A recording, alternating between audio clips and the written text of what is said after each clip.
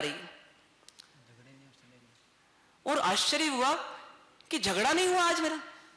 सबसे बड़ा आश्चर्य कभी कभी होता है जिन घरों में रोज झगड़े होते हैं तो पड़ोसियों तक को आश्चर्य होता है कि आज आवाज क्यों नहीं आ रही, इतना अच्छा टीवी का कार्यक्रम आता है आज क्यों नहीं आ रहा, क्या बात है।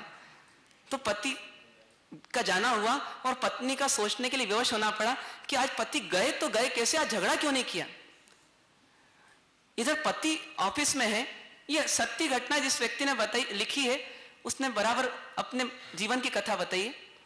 उसने कहा कि मैं जब ऑफिस पहुंचा तो उससे मेरे को एक विचार आया जो आज तक कभी नहीं आया था कि आज पेट तो खाली है लेकिन मन भरा हुआ है। आज रोज गुस्सा कर करके, द्वेष कर करके मन में बहुत टेंशन रहता था, आज टेंशन नहीं आ रहा। यहां तक कि जो क्लाइंट्स आ रहे हैं उनके साथ मेरा बर्ताव भी अच्छा चल रहा है।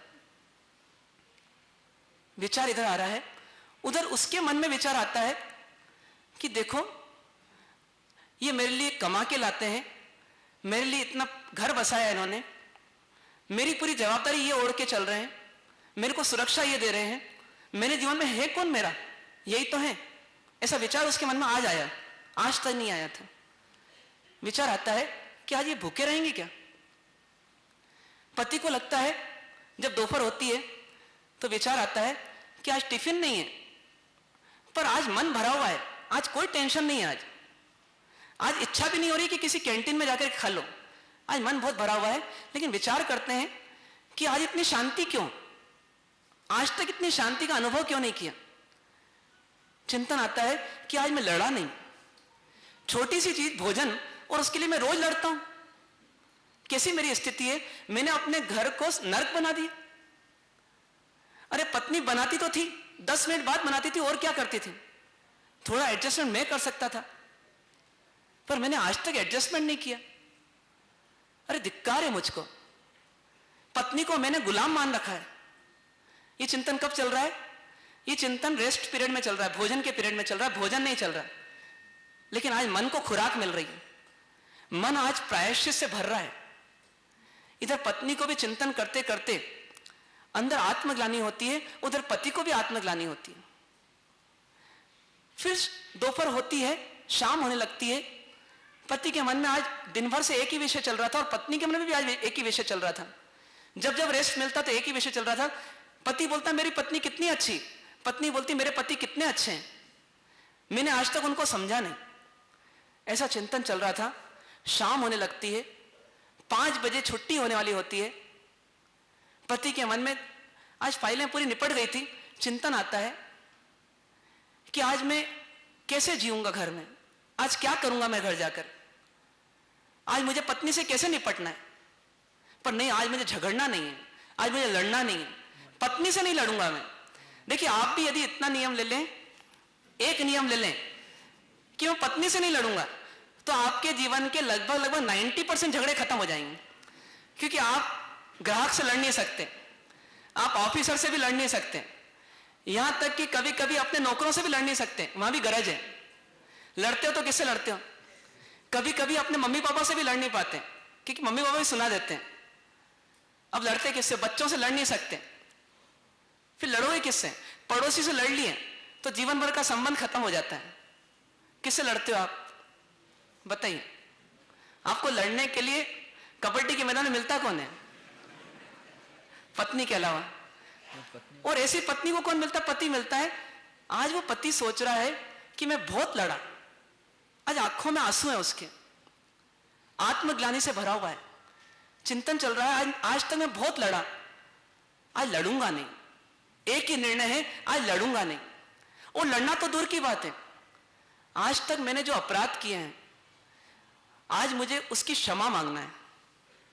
क्या सोच रहा है, एक पति परमेश्वर सोच रहा है, जो अपने आप को परमेश्वर मान रहा था, मैं पति हूं, वो सोच रहा है आज मुझे क्षमा मांगना है। जिसने मेरे जीवन में इतना उपकार किया, मेरा हर छोटा छोटा कार्य वो करती है। कभी कभी हम देखते हैं ना कि बड़े बड़े काम करना बहुत आसान होते हैं, पर छोटे छोटे काम करना बहुत मुश्किल होते हैं। आप कमाना जानते हो पर वो बहुत आसान काम है, पर घर की छोटी छोटी चीजों की व्यवस्था करना बहुत मुश्किल पड़ता है। जब नमक तो हो घर में और मिर्ची खत्म हो जाए तो बहुत मुश्किल पड़ता है याद रख पाना। पर यह काम किसका रहता है? ये गृहिणियों का रहता है। वो चिंतन करने लगा कि इस देवी का आज तक मुझ पर कितना उपकार रहा, लेकिन मैं समझ नहीं पाया। आज मैं इससे माफी मांगूंगा। इतने 5 बज जाती है। वापस बाहर निकलता है, अपना स्कूटर स्टार्ट करता है और घर की ओर आगे बढ़ जाता है। इधर पत्नी के मन में कुछ देर पहले से एक विचार आ रहा था कि आज तक मैं बहुत लड़ी इनसे, इन्होंने मुझको इतनी सुरक्षा दी, इतनी व्यवस्था दी, एक संबल है ये मेरे लिए, मेरे जीवन के लिए, मेरे भविष्य तक की एक धरोहर है ये। पति नहीं होता आज जीवन में तो मेरी क्या स्थिति बनती? न घर वाले मेरे रहे, पियर मेरा नहीं रहा, और ससुराल में पति नहीं होता तो मेरी क्या स्थिति होती? जिन पत्नियों के पति नहीं उनकी क्या स्थिति बन रही है? सोचने लगे, चिंतन करने लगे। मन भर गया आज अपनी गलतियों को देख देख करके कि कैसे कैसे सताया मैंने इनको। कभी खाना नहीं दिया, कभी खाना फेंक दिया, कभी क्या किया, कभी क्या किया। बहुत परेशान किया। चिंतन कर रही है कि आज मैं 2 काम करूंगी। एक काम तो ये करूंगी कि मैं आज उनसे माफी मांगूंगी। आने दो उनको, आज दिन भर से भूखे हैं, लेकिन सबसे पहले आने दो उनको, मैं माफी मांगूंगी उनसे। और दूसरा काम ये करूंगी, आज वो जो चाहते हैं वैसा भोजन बना के दूंगी। इधर पति रास्ते में क्या सोचता है कि आज मैं उसे क्षमा तो मांगूंगा ही, पर एक काम और करूंगा। आज के बाद, आज से, अभी से मैं कोई डिमांड नहीं करूंगा। जो वो बनाएगी वो खा लूंगा, जब वो बनाएगी तब खा लूंगा। भूखा रह जाऊंगा लेकिन लड़ूंगा नहीं। आज मैंने नहीं लड़ने का लाभ लिया है, और वो लाभ दुनिया का एक ऐसा अनुभव है जो आज तक मैंने कभी नहीं लिया। एक कॉन्फिडेंस बिल्टअप हो गया उसका। निर्णय दोनों के अपने अपने हैं और पक्के निर्णय। बताइए, दोनों के निर्णय सेम है या अलग हैं? एक बोल रहा है मैं माफी मांगूंगा, दूसरा बोल रहा है मैं माफी मांगूंगी। एक बोलता है कि मैं कोई चॉइस नहीं रखूंगा, दूसरी बोलती मैं वही बनाऊंगी जो उनकी चॉइस रहेगी। दोनों के विचार अपोजिट हैं। कैसे मिलेंगे? धीरे धीरे स्कूटर पहुंच गया घर के बाहर, पार्क कर दिया, घंटी बजा दी। पत्नी तैयार थी, बेसब्री से दरवाजा खोलती है और पति झुकने लगता है पत्नी के चरणों में कि मुझे माफ कर दो। और पत्नी बोलती है अरे आप क्या माफी मांगोगे, मैं माफी मांगूंगा आपसे। दोनों एक दूसरे माफी मांगते हैं और दोनों की आंखों में अश्रुधारा चल रही। सोचिए आप, ये अश्रुधारा कौन से गम की है? कौन सा वज्रपात हो गया उनके ऊपर? कौन सा संकट आ गया?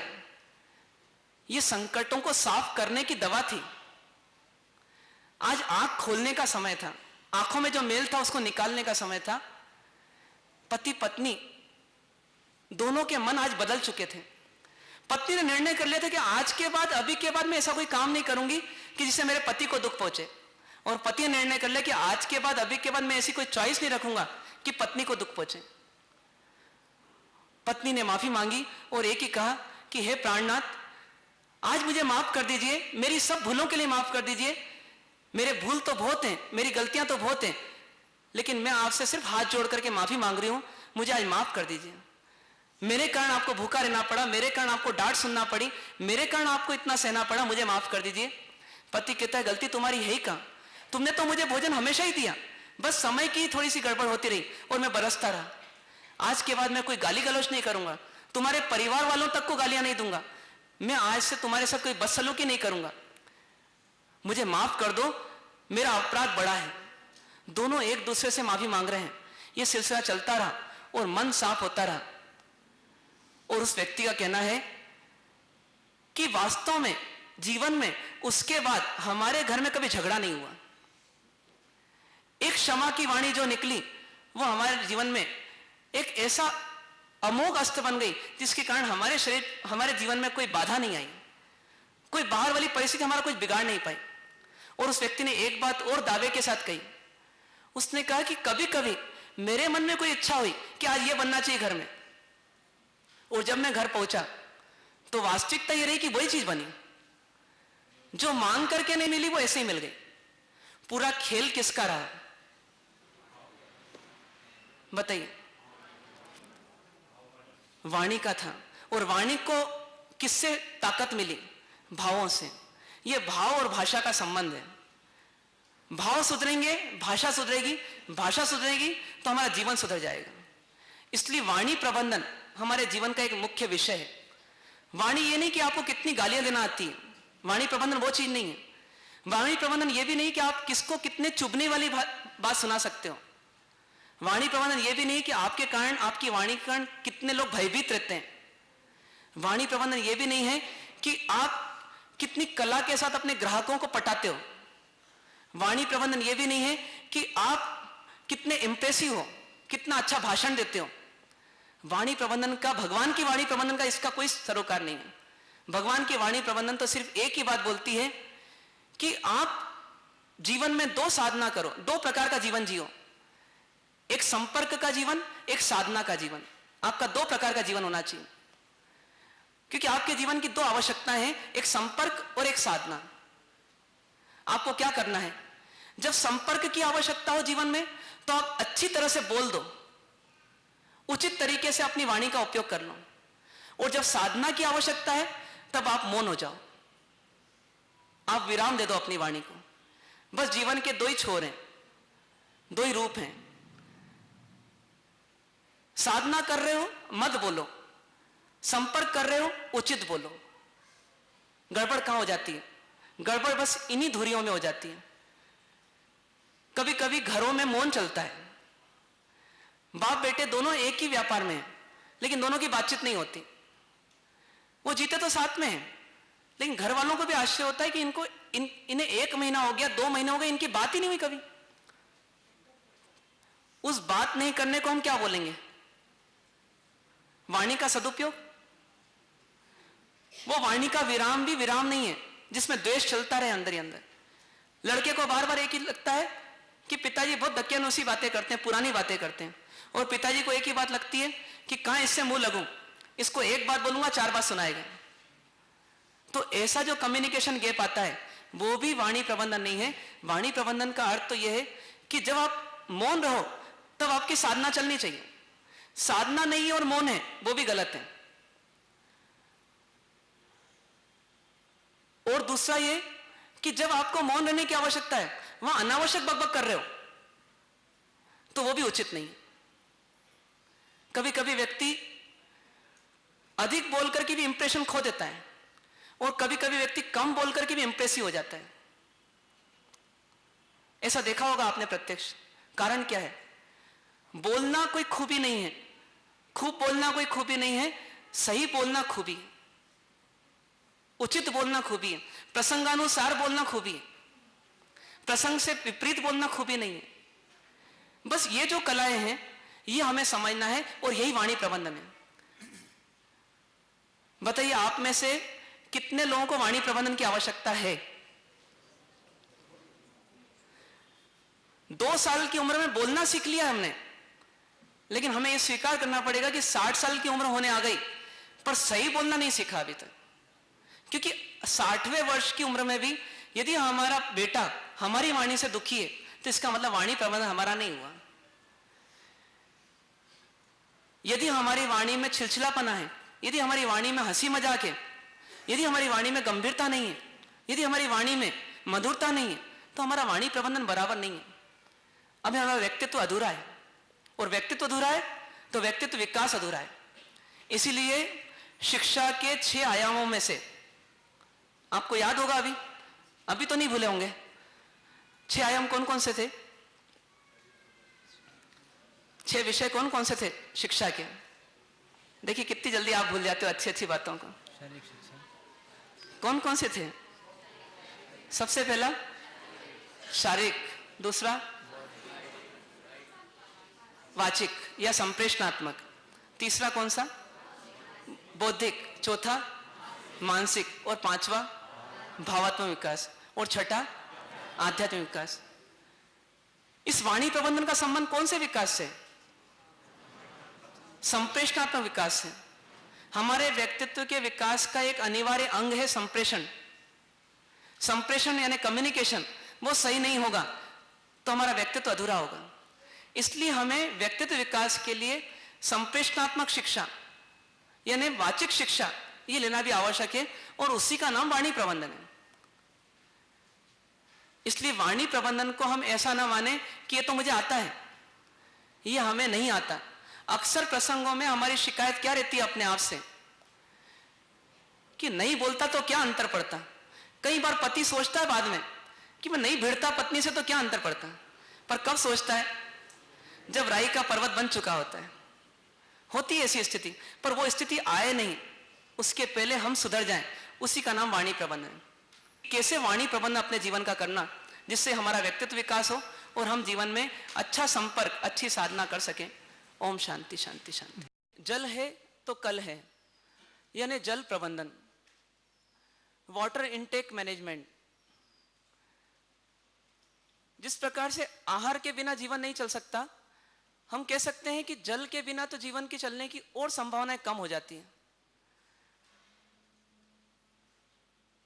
जिस प्रकार से संसार में 2/3 पानी है और 1/3 स्थल है, ठीक उसी प्रकार से शरीर भी एक संसार ही है और शरीर में भी लगभग 2/3 पानी है और 1/3 सॉलिड या ठोस द्रव्य है। हम समझ सकते हैं कि यदि पानी की क्वांटिटी कम होती है या पानी की क्वालिटी अशुद्ध होती है तो उसका प्रभाव कितने हद तक शरीर पर पड़ता होगा, क्योंकि 70-75% पानी ही इस शरीर को चला रहा है। इसके बावजूद हम जल के महत्व को कई बार समझ नहीं पाते और धार्मिक परंपराओं के द्वारा जो हमें नियम मालूम पड़ते हैं कि जल ऐसा पीना चाहिए, जल इतना पीना चाहिए, उसकी भी कभी कभी तवज्जो नहीं देते और जहां मिलता है, जैसा मिलता है, जब मिलता है, जितना मिलता है पी लेते हैं। कई लोग अपने व्यापार में व्यस्त होते हैं, कई लोग टूरिंग में व्यस्त होते हैं, कई लोग अपने भोगों में मस्त होते हैं और उसके कारण से यहां तक कि इतना विवेक भी खो देते हैं कि पानी कैसा पीना, कहां पीना, कितना पीना। और इस अविवेक के कारण से कई प्रकार की व्याधियां, कई प्रकार के रोग शरीर में पैदा होते हैं। कहते हैं 55% रक्त में पानी ही है, हमारे खून में 55% लगभग पानी होता है और इस 55% पानी के द्वारा ही शरीर के विभिन्न अवयवों तक, एक एक सेल तक पोषक तत्व पहुंचते हैं। हम दवाई लेते हैं तो दवाई भी रक्त के माध्यम से पहुंचती है, हम खुराक लेते हैं तो वो भी रक्त के माध्यम से ही पोषक तत्वों को पहुंचाता है अलग अवयवों तक। इसलिए आवश्यकता हमारी इस बात की है कि हम जल इस प्रकार से लें कि जल हमारी पोषकता में मदद करे, न कि हमारे रोगों में हमको मदद करे। ऐसा ना हो जाए कि जल जो पोषक तत्वों का कैरियर है, उल्टा वो रोगों का कैरियर बन जाए। जब जल संबंधी बीमारियों की बात आती है तो मुख्यतया जल के माध्यम से, जिसे हम वाटर बॉर्न डिसीज कैसे कहते हैं, मतलब जल वाहित रोग कहते हैं, तो जल के माध्यम से 5 प्रकार के कीटाणु, जीवाणु, परजीवी ये शरीर में प्रवेश करते हैं और वह रोग पैदा करते हैं। उनमें सर्वप्रथम होते हैं, कभी कभी वायरस जल के माध्यम से चलते हैं, जिनके माध्यम से हमें वायरल बुखार या पीलिया या अन्य रोग होते हैं। कभी बैक्टीरिया जल के माध्यम से प्रवाहित होते हैं, अशुद्ध जल लेने से बैक्टीरिया शरीर में जाते हैं और शरीर की जो प्रतिरोधक क्षमता बढ़ाने वाले कुछ जीवाणु हैं वो उनका सामना नहीं कर पाते हैं और शरीर में बीमारियां पैदा होती है। हेजा, टाइफाइड, पैराटाइफाइड, डिसेंट्री, डायरिया, ये सब बैक्टीरिया जन्य रोग होते हैं। जल के माध्यम से प्रोटोजोआ प्रवेश करता है शरीर में और उससे अतिसार, अमीबियोसिस, ऐसे कई रोग पैदा होते हैं। जल के माध्यम से कृमि भी पैदा होते हैं शरीर में और उससे नारू, एनीमिया, भूख नहीं लगना, ऐसे कई प्रकार के रोग पैदा होते हैं। इसी प्रकार से स्नेल होते हैं जिनके माध्यम से सिस्टोसामियासिस यह रोग पैदा होता है। इस प्रकार से हम समझ सकते हैं कि जल जिस प्रकार से जीवन के लिए उपयोगी होता है, अशुद्ध जल लेने से वही जीवन के लिए खतरनाक हो जाता है और कई प्रकार के रोगों को आमंत्रित कर देता है। इसलिए आवश्यकता इस बात की पड़ती है कि हम जल संबंधी विवेक को भी उत्पन्न करें, एक चेतना जागृत करें कि हमें जल कैसा पीना और कहाँ का पीना। तो उसके लिए हम चिंतन करते हैं जैन सिस्टम को आधार बना करके, और ऐसे जैन सिस्टम ही नहीं, भारतीय संस्कृति के सिस्टम को भी